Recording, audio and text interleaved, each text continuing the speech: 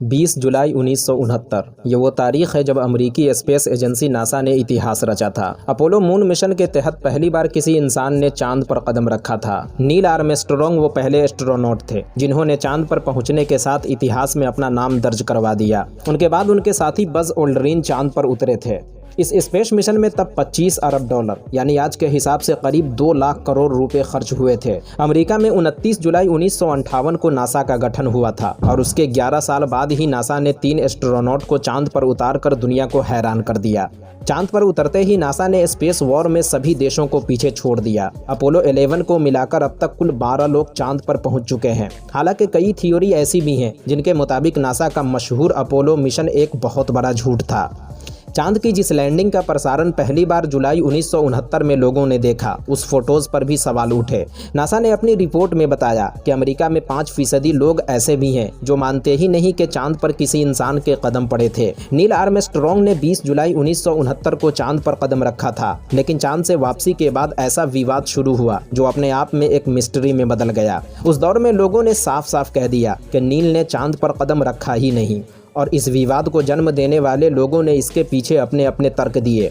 लोगों का कहना था कि सोवियत संघ से पिछड़ने के कारण अमेरिकी स्पेस एजेंसी नासा ने चांद तक पहुंचने की बात झूठी कही है।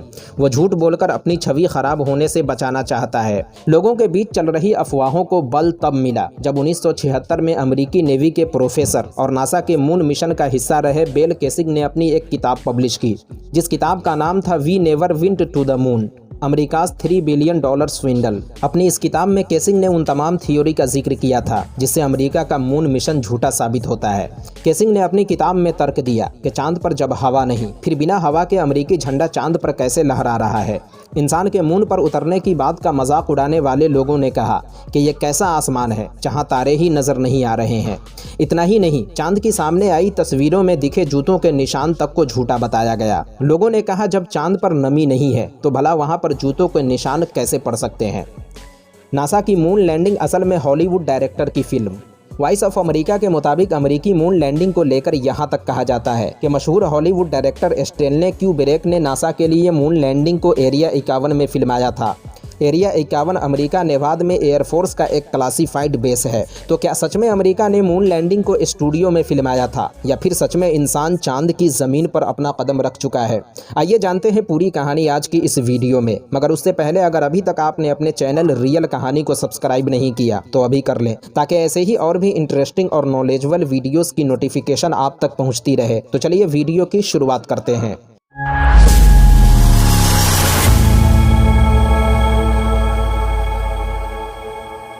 1950 के बाद से ही दुनिया की 2 ताकतवर शक्तियों अमेरिका और सोवियत संघ के बीच स्पेस वॉर छिड़ चुकी थी। 4 अक्टूबर 1957 को सोवियत संघ अपना पहला आर्टिफिशियल सैटेलाइट अंतरिक्ष में लॉन्च करता है, जिसका नाम था स्पुतनिक 1। स्पुतनिक 1 की लॉन्चिंग से अमेरिकी सरकार सोचने पर मजबूर हो गई कि सोवियत हमसे आगे कैसे निकल गया। साल 1958 में अमेरिका भी अपना सैटेलाइट लॉन्च करता है। 12 अप्रैल 1961 को सोवियत अंतरिक्ष यात्री यूरी गगारिन अंतरिक्ष में जाने वाले और धरती की परिक्रमा करने वाले पहले इंसान बन गए। यूरी गगारिन का अंतरिक्ष में जाना अमेरिका के लिए बहुत बड़ा धक्का था। 20 अप्रैल 1961 को अमेरिकी president John F Kennedy America के वाइस प्रेसिडेंट को एक लेटर लिखते हैं, जिसमें वो पूछते हैं कि ऐसा क्या किया जाए जो हम सोवियत को इस रेस में हरा सकें। और कुछ ही दिनों बाद उन्हें इसका जवाब भी मिल जाता है, यानी सीधा इंसानों को चांद पर उतारना। और यही वजह है कि 25 मई 1961 को ये 40,000 लोगों के सामने एक भाषण देते हैं, जिसमें ये दावा करते हैं कि इस दशक के खत्म होने से पहले पहले हम इंसानों को चांद पर उतार देंगे। इतना ही नहीं, कैनेडी भाषण में यहाँ तक बताते हैं कि जो इंसान चांद पर लैंड करेगा हम उसे सेफली धरती पर वापस भी लाएंगे। जॉन एफ कैनेडी के इस दावे से सच में लोग हैरान हो जाते हैं। सोचने वाली बात थी, जॉन एफ कैनेडी इंसानों को चांद पर उतारने का दावा उस वक्त करते हैं जब स्मार्टफोन का जमाना नहीं था, इंटरनेट और जीपीएस जैसी सुविधाएं भी उपलब्ध नहीं थीं। कंप्यूटर भी ओल्ड टेक्नोलॉजी और पुराने डिजाइन के हुआ करते थे। कैनेडी के इस दावे पर लोगों को बिल्कुल भी यकीन नहीं था। 1962 से 1967 अगले 5 साल तक इस मिशन को पूरा करने के लिए दिन रात मेहनत करते हैं। नासा की पूरी टीम इंसान को चांद पर उतारने के लिए जुट जाती है। इन 5 सालों में कई तरह के टेस्ट किए जाते हैं। इंसानों को स्पेस में ले जाने वाले रॉकेट की टेस्टिंग, कमांड और सर्विस मॉड्यूल की टेस्टिंग, इस पूरी टेस्टिंग के दौरान किसी भी इंसान को अंतरिक्ष में नहीं भेजा जाता। बीते 5 सालों में हुई टेस्टिंग पर करीब 7 से 9 बिलियन डॉलर का खर्च आता है। साल 1967 में नासा पहली बार इंसानों को अंतरिक्ष में भेजने का प्लान बनाता है। नासा के इस अंतरिक्ष मिशन का नाम था अपोलो 1। इस मिशन पर अंतरिक्ष में जाने के लिए 3 एस्ट्रोनॉट को चुना जाता है, लेकिन अंतरिक्ष में जाने से पहले धरती पर ही चल रही टेस्टिंग के दौरान स्पेस क्राफ्ट के केबिन में आग लग जाती है, जिसमें उन तीनों के तीनों एस्ट्रोनॉट की मौत हो जाती है। अमेरिका के लिए ये एक दर्दनाक हादसा साबित होता है, लेकिन इसके बावजूद नासा हार नहीं मानता। साल 1967 में ही नासा 4 से 5 मिशन और भेजता है, लेकिन उनमें किसी अंतरिक्ष यात्री को नहीं भेजा जाता। साल 1968 में नासा अपोलो 7 और अपोलो 8 मिशन लॉन्च करता है, जिसमें अंतरिक्ष यात्रियों को चांद के पास भेजा जाता है। नासा के ये मिशन सक्सेसफुल होते हैं और एस्ट्रोनॉट की सही सलामती धरती पर वापसी भी हो जाती है। साल 1969 में अपोलो 9 और 10 मिशन लॉन्च किया जाता है। अपोलो 10 मिशन में उन सभी चीज़ों की ट्रेनिंग कराई जाती है जो अपोलो 11 में किया जाना था। हैरान करने वाली बात यह थी कि अपोलो 1 मिशन में हुई 3 एस्ट्रोनॉट की दर्दनाक मौत के बाद भी नासा हर 2 से 3 महीने बाद अपना नया मिशन लॉन्च कर देता है, जिसमें अलग अलग चीज़ों की टेस्टिंग होती है। और आखिरकार 16 जुलाई 1969 को नासा अपना अपोलो 11 मिशन लॉन्च करता है। चांद पर जाने के लिए नासा 3 एस्ट्रोनॉट का चयन करता है, जिसमें 58 वर्षीय commander Neil Armstrong, command module के पायलट माइकल कॉलिंस और लूनार मॉड्यूल के पायलट एडविन बज ओल्ड्रिन। नील आर्मस्ट्रॉन्ग और बज ओल्ड्रिन बड़ा फेमस नाम है, लेकिन माइकल कॉलिंस को हर कोई नहीं जानता। ऐसा क्यों है वो वीडियो में आगे आपको पता चलेगा। अपोलो 11 मिशन के स्पेस क्राफ्ट 3 हिस्सों में बटे थे। इसका पहला हिस्सा था लूनार मॉड्यूल, दूसरा सर्विस मॉड्यूल, जबकि तीसरा command module. Command and service module को CSM बोला जाता है और उसे चांद के ऑर्बिट में ही घूमना था, जिसमें एस्ट्रोनॉट माइकल कॉलिंस बैठे थे। जबकि उसके तीसरे हिस्से लूनार मॉड्यूल को CSM से अलग होकर चांद पर लैंड करना था, जिसमें नील आर्मस्ट्रॉन्ग और बज ओल्ड्रिन बैठे थे। और फिर चांद से वापसी पर लूनार मॉड्यूल को CSM से अटैच होना था, जिसके बाद ये सभी के सभी एस्ट्रोनॉट धरती पर वापस आने वाले थे। यानी चांद पर उतरने का मौका सिर्फ इन्हीं दोनों को मिलने वाला था, और इसीलिए माइकल कॉलिंस को ज़्यादा लोग नहीं जानते। इस स्पेस क्राफ्ट को एक सैटर्न V5 रॉकेट के जरिए लॉन्च किया जाना था, जिसका वजन 30 लाख किलो का था। अमेरिकी समय अनुसार सुबह 9:32 पर अमेरिका के केनेडी स्पेस सेंटर से अपोलो 11 उड़ान भरता है। नासा के मुताबिक करीब 65 करोड़ लोग इस नज़ारे को टीवी पर लाइव देख रहे थे। अगले 5 घंटे बाद ही स्पेस क्राफ्ट धरती की ऑर्बिट से बाहर निकल जाता है। अगले 76 घंटे में स्पेस क्राफ्ट 2,40,000 किलोमीटर का सफ़र तय कर लेता है और फाइनली 19 जुलाई को स्पेस क्राफ्ट चांद की ऑर्बिट में पहुंच जाता है। CSM यानी कमांड एंड सर्विस मॉड्यूल में माइकल कॉलिंस बैठकर चांद का चक्कर लगा रहे थे। CSM को नाम दिया गया था कोलंबिया, जबकि CSM से अलग होकर लूनार मॉड्यूल चांद पर उतरने की तैयारी कर रहा था।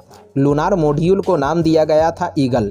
इस पूरे मिशन को धरती पर बैठे साइंटिस्ट कंट्रोल कर रहे थे। कंप्यूटर में मिशन का सारा प्रोग्राम डला हुआ था, जो ऑटोमेटिक लूनार मॉड्यूल को चांद पर लैंड करा देता।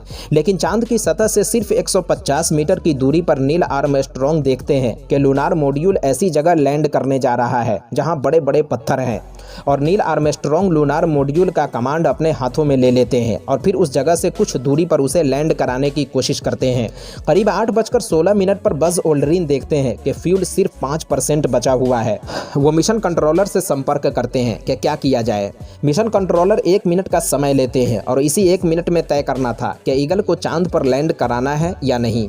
दुनिया भर के लोगों की धड़कनें बढ़ने लगी थी। सिर्फ 30 सेकंड बाकी रह गए थे और तभी नील आर्मस्ट्रॉन्ग धरती पर एक रेडियो मैसेज भेजते हैं कि हम चांद पर सक्सेसफुली लैंड कर चुके हैं, और पूरा अमेरिका खुशी से झूम उठता है।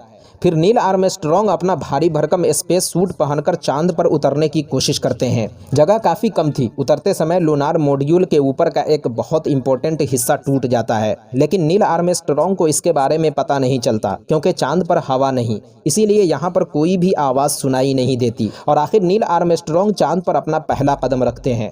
चांद पर कदम रखते हुए नील कहते हैं कि एक इंसान के लिए ये छोटा कदम है, लेकिन पूरी मानव जाति के लिए ये एक लंबी छलांग है। नील आर्मस्ट्रॉन्ग के पीछे बज ओल्ड्रिन भी चांद पर उतर जाते हैं। अगले 2.5 घंटे तक ये चांद पर घूमते हैं, फोटोज खींचते हैं। चांद की सतह से 23 किलो मिट्टी और पत्थर धरती पर लाने के लिए जमा करते हैं। चांद की सतह पर ये अमेरिकी झंडा भी लहराते हैं। अब चांद की सतह से जमा किए गए 23 किलो मिट्टी और पत्थर को लेकर इन्हें धरती पर वापस आना था। ये दोनों एस्ट्रोनॉट लूनार मॉड्यूल में बैठ जाते हैं। अब इंजन स्टार्ट करने की कोशिश करते हैं ताकि लूनार मॉड्यूल दोबारा CSM से अटैच होकर धरती पर वापस आ सके। लेकिन उनके लिए एक नई मुसीबत खड़ी हो जाती है। दरअसल ये जिस वक्त लूनार मॉड्यूल से चांद की सतह पर उतरे थे, लूनार मॉड्यूल के इंजन को स्टार्ट करने वाला स्विच ही टूट गया था। अब बिना स्विच के इंजन स्टार्ट नहीं किया जा सकता था। वो धरती पर बैठे मिशन कंट्रोलर को इसके बारे में बताते हैं, लेकिन जल्द ही इंजन स्टार्ट करने का एक बेहतरीन हल निकाल लेते हैं। ये अपने बॉल पेन को स्विच वाले सर्किट में अटैच करके इंजन को स्टार्ट कर लेते हैं और फिर चांद की ऑर्बिट में घूम रहे CSM से लूनार मॉड्यूल दोबारा अटैच हो जाता है। वापसी में ही कमांड मॉड्यूल से सर्विस मॉड्यूल को अलग होना था, लेकिन प्रॉब्लम यह था कि अलग होते समय अगर सर्विस मॉड्यूल कमांड मॉड्यूल से टकरा जाता है तो उससे तीनों एस्ट्रोनॉट की जान भी जा सकती है। एस्ट्रोनॉट सोचते हैं कि सर्विस मॉड्यूल को थ्रस्टिंग के जरिए दूर फेंक दिया जाएगा, लेकिन इत्तेफाक से वापसी में उनकी थ्रस्टिंग सिस्टम भी खराब हो चुकी थी। इधर मिशन कंट्रोल समझ चुके थे कि ये तीनों एस्ट्रोनॉट मारे जाएंगे, लेकिन आप इसे एक करिश्मा कहिए। कमांड मॉड्यूल से एस्ट्रोनॉट सर्विस मॉड्यूल को अलग होते हुए देख रहे थे, लेकिन उसका एक छोटा सा टुकड़ा भी कमांड मॉड्यूल से नहीं टकराया और अपोलो 11 मिशन के ठीक 8 दिन 3 घंटे 18 मिनट और 35 सेकेंड बाद ये तीनों एस्ट्रोनॉट प्रशांत महासागर में लैंड कर जाते हैं, जिसके बाद उन्हें रेस्क्यू टीम के जरिए बचा लिया जाता है। चांद की सतह से तीनों एस्ट्रोनॉट का धरती पर वापस आना सच में एक चमत्कार था।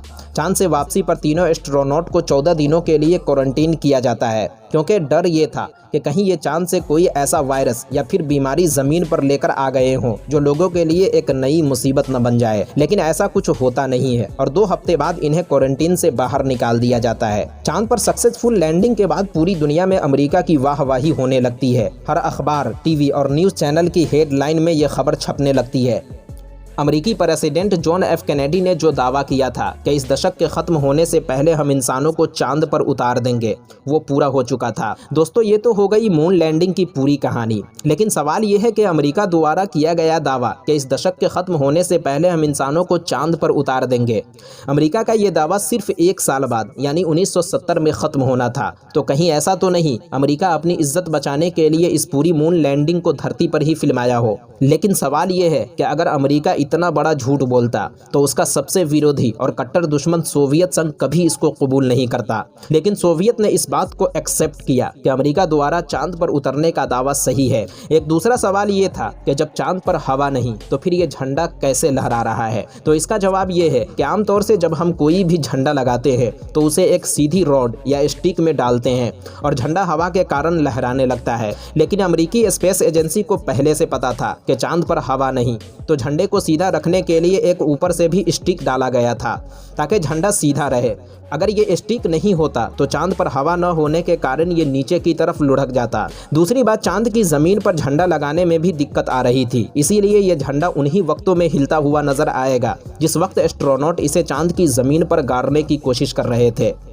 एक सवाल और उठाया जाता है कि ये कैसा आसमान है जहां तारे ही नजर नहीं आ रहे हैं। दरअसल नासा का अपोलो 11 दिन के वक्त चांद पर लैंड हुआ था, तो दिन के वक्त आसमान में तारे कहां से नजर आएंगे? जब चांद पर नमी नहीं, फिर वहां जूतों के निशान कैसे पड़ सकते हैं? इसका जवाब ये है कि चांद पर मिट्टी की चट्टान और धूल की परत जमी हुई है, इसीलिए अगर यहाँ पर कदम रखे जाएं तो पैरों के निशान पड़ सकते हैं। जहां मून लैंडिंग से अमेरिका की वाहवाही हुई, वहीं इस मून लैंडिंग पर होने वाले अधिक खर्चे की वजह से उसकी खिंचाई भी हुई, क्योंकि उस जमाने में इस मून मिशन पर $25 बिलियन यानी आज के हिसाब से अगर हम जोड़े तो ये $100 बिलियन के पार चला जाएगा। लोगों का कहना था कि इतने अधिक पैसे मून लैंडिंग पर खर्च करने का क्या मतलब? अगर यही पैसे हम देश की गरीबी और एजुकेशन पर खर्च करें तो हम कहां से कहां निकल सकते हैं। और यही वजह है कि साल 1972 में अपोलो 16 मिशन के बाद पूरे 50 साल बीत गए, लेकिन इन 50 सालों में उस पर आने वाले अधिक खर्चे की वजह से किसी ने चांद पर जाने के बारे में सोचा भी नहीं। हालांकि नासा ने अपोलो 20 मिशन तक लॉन्च करने का इरादा किया था, लेकिन आम जनता का दबाव इतना था जिसके सामने उसे झुकना पड़ा। लेकिन अमेरिका ने एक बार फिर दावा किया है कि वो 2025 में एक लेडी को चांद पर उतारने की योजना बना रहे हैं और हो सकता है इस दशक के ख़त्म होने से पहले हम दोबारा इंसानों को चांद पर उतरते हुए देख सकें। तो दोस्तों, ये थी नासा के मशहूर अपोलो 11 मिशन की पूरी कहानी। वीडियो कैसी लगी कमेंट बॉक्स में ज़रूर बताएं और ऐसे ही नॉलेजेबल वीडियोस देखने के लिए चैनल को ज़रूर सब्सक्राइब करें। मिलते हैं किसी नई वीडियो के साथ, जब तक के लिए अपना ख्याल रखें।